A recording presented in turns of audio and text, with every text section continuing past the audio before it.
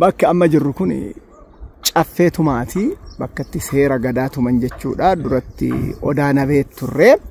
Odaa nabeetitti jalqabanii abbootiin gadaa abbootii seeraa wajjin wal gaanii as dhufaniiti seera tumatan jechuudha gadaan. Mee amma naannoo kana sirriitti nu ibsaa. Eessatti mari'atan eessatti immoo seera tuman?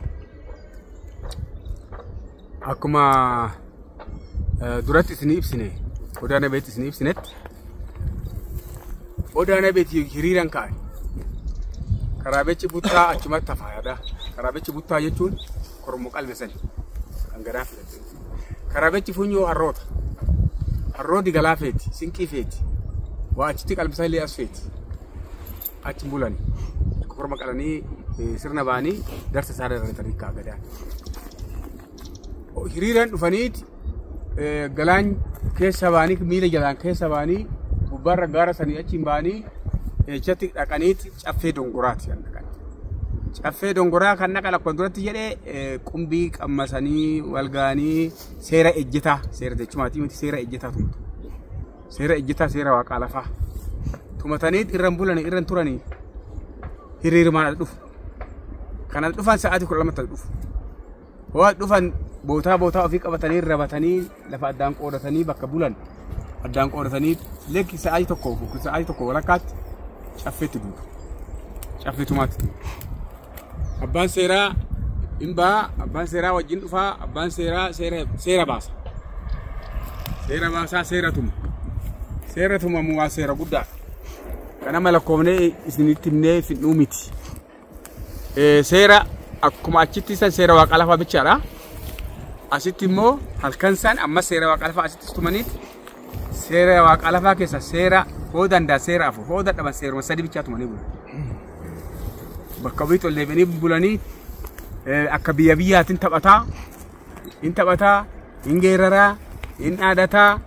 Kuni muluun bakka ofiiti bakka ofiitiin. Bachollee kallee kana noo qabate. Jiillee kallee kana noo qabate. Daacillee kallee kana bakka qabate saniin dukkaanu ofiitti barmee achitti taphachaa bula. Hoo lafti bariite.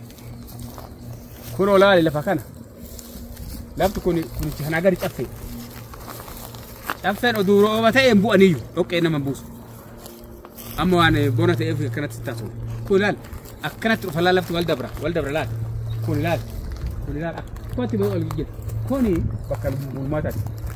Ganama hoggaa ka'an akkanumatti hiriiruma kana qabatanii akkanumatti sharanii amma gadi buuti sharanii fuula gad deebi'anii olomoo fuula boruu fuula waaqayyoo jedhanii abbaan bokkuu ambayaamee biyyaa yaamee eebbisu. In eebbifatanii hoggaa waaqatan. Ganama guyyaa seerri tumamu.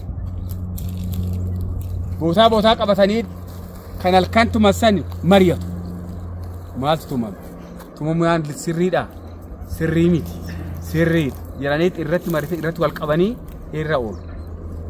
Kan immoo araara achitti odaa nabeetti fixan asitti guyyaa san araararra oola in fixata ammas in fixata kanarra oolaniituma oo guyyaa gahe yana ofii misaa ofiitti deebi'anii nyaatanii ammas mugaa aduun gajjallatti gad deebi'anii Mariam kana dubartii keessa ta'a guyyaa mana eegdi qe'ee eegdi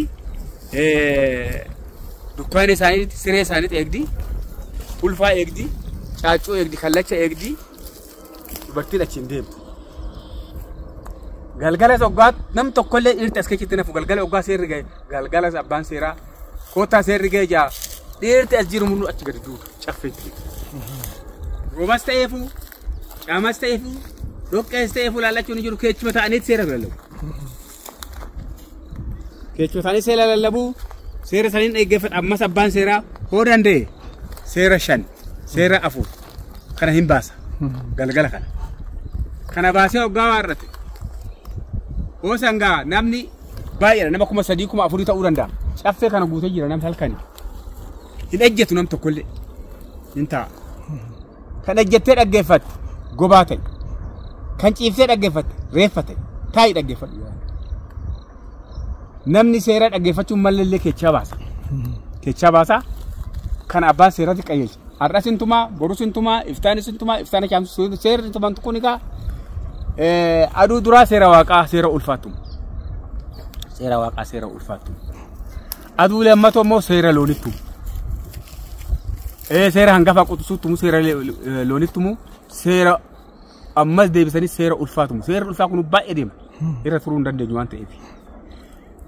Guyyaa 3 hin bulanii kan hoggaa wadhatan amma achi garagalaniiti immoo seera qaadhimaa, seera dhirsaaf niitii, seera guddifataa, seera dhalchaan ilma gudeedaa kanatu isaas ammas seera 4-5 tokko hin baasu.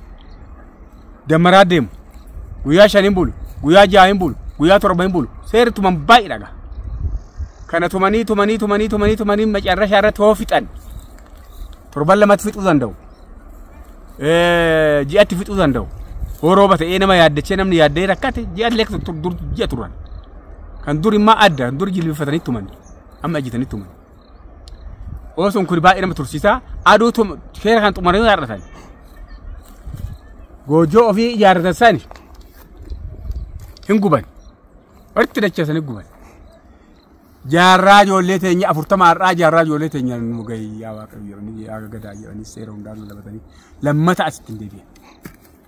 Haga gadaan isaanii dhumu. Amma dhumte gadaan isaanii amma biyyatti galatan malee amma asitti hin deebi'an. Hoggaatti echatti deebi'u kunooti. Gaara kana agartee dhaka kora kunoo gaari kun. Gaari kamaa kun dhaka kora asiin wal duuba luban mul'ata dhaka kora. Handoodee tumaa jiran. Achitti seera guyyaa 2 guyyaa 3 tumanii galan. Kan hundan turan. Dhaqii tuman sun seera maaliif? Seera asitti caffeetti tuman san seera itti fooyyachan san seera biyya tinggalanii deebi'anii biyyaan dhufan achitti seera fooyyeffatu. Seera fooyyeffatu san himan. Seera wal morma san himan. Seera nama dhibe himan. Achitti fooyyaa seerri. Seerri fooyya'ee xaduu dhumaa maal ta'a? Oromoo gabaroo jedhanii addaa fooniiti namni 3 abbaan jaangalaan abbaan 5 abbaan 4 kuni ol ba'anii siidaa koranii lallaban. Siidaa koranii lallabaniiti achitti. Siidaa jira, siidaa guddaa jira. Siidaa guddaa koranii lallabaniiti erga isa xumuraniin booda biyyi hunduu biyya ofiitti gala. Seerri hojjaarra oola. Waa galanii ganna sanbaanii birraa ganna san amma seera galanii kana walitti gizee 1-2 bultoo bulaniiti wal mari'ataniiti birraa masqala barii gadoom buttaa qalu kan gadoom hin gadoom kan buttaa qalu buttaa qala foolleen hin dheechisa dabballeen hin dheechisa akka faa qabuun akka aadaa qabuun akkanatti deemet biyyattiin galee gadaan akkaatti deemti isin jechuudha. Kana.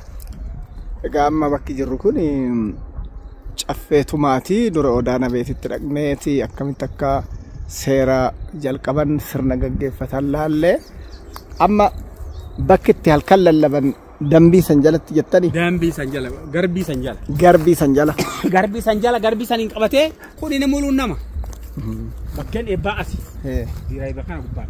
Asirratti eebbisan. Asirratti eebbisan akkaatti gadi bu'anii Shangachi ta'uu danda'a, caffee ta'uu danda'a.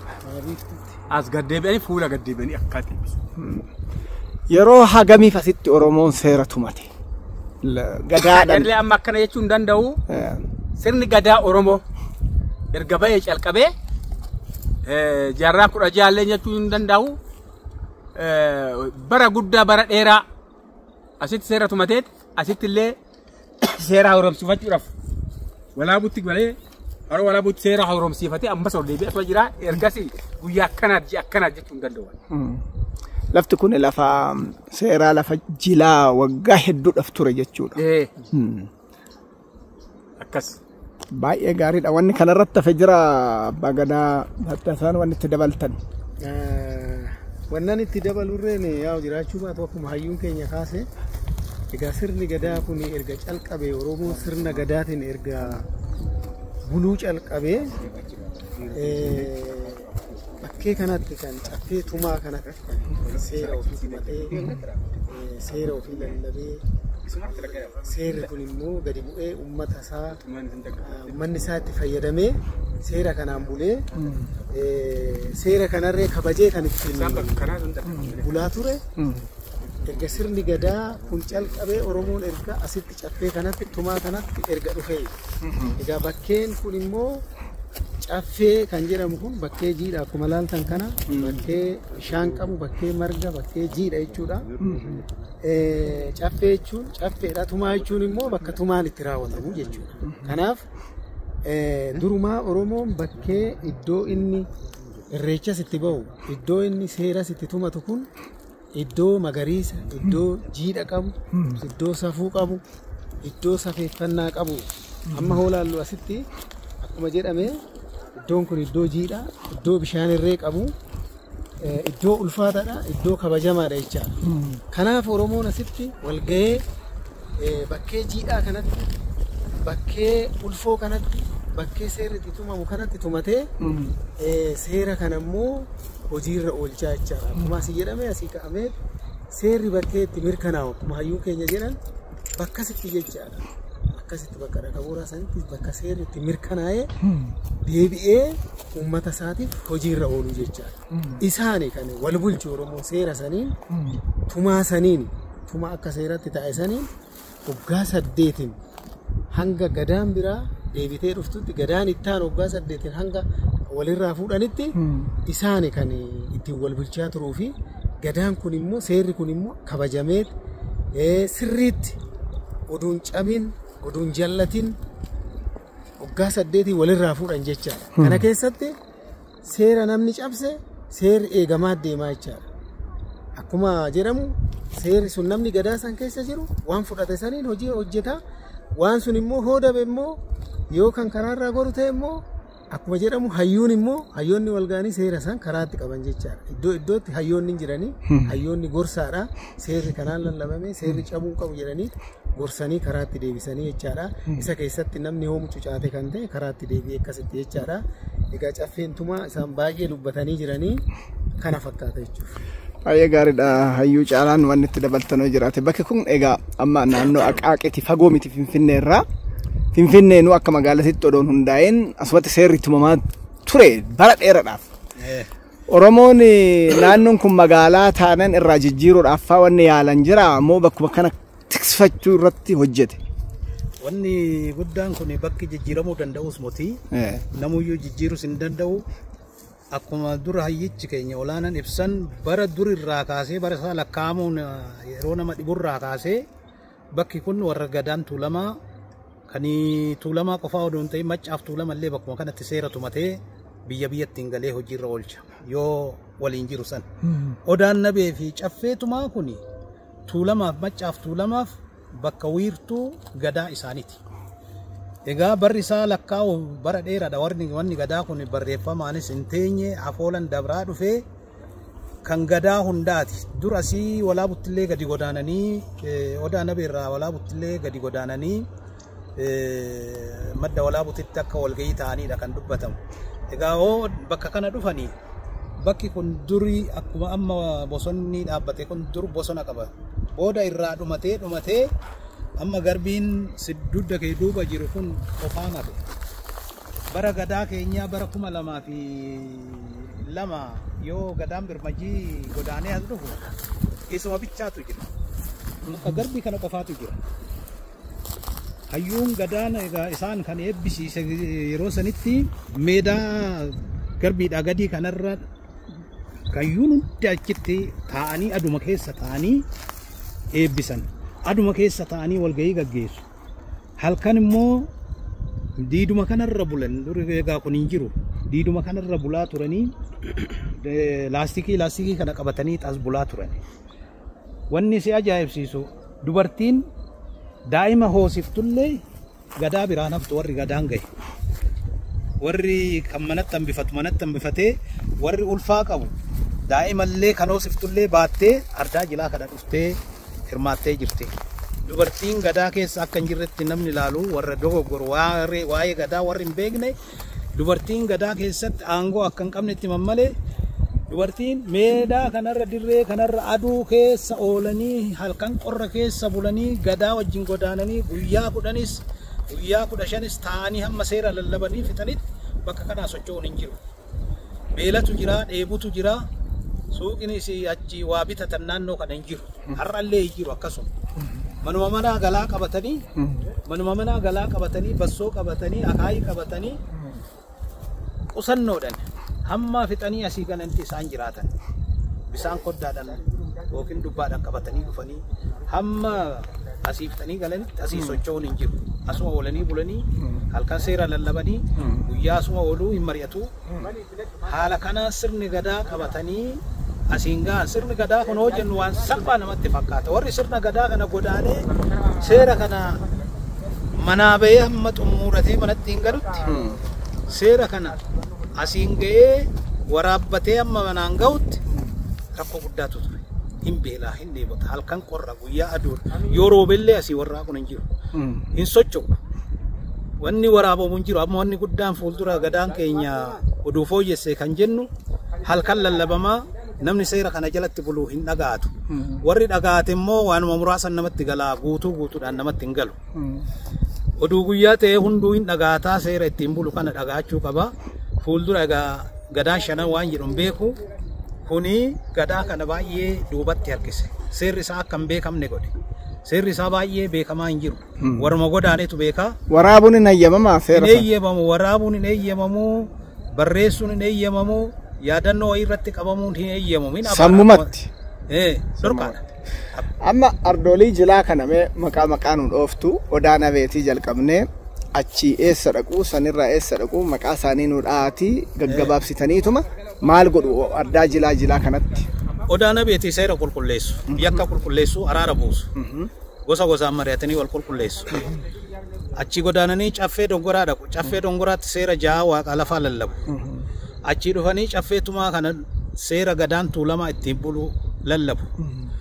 Seera kana biyyattiin galanii bultoo jedhan bultoo bulchanii uummata irratti mari'achiisin hoggaa lammataatti dhakaa kora ittiin gama kana isinitti agarsiisa amma gama dhakaa kora yookiin handoodeetumaa kan jedhan kun tulluu sanirraa achirratti deebi'anii biyyaa irratti mari'atanii gadaan irratti walii gale achirratti ansibaannadde kana nu haa fooyya'u kun nu haa galu kun keessan jiru kun nu haa galu jedhanii guyyaa 5 haa ta'u 10 haa ta'u achitti kan irratti walii galan hayyichi dhakaa koree lallaba.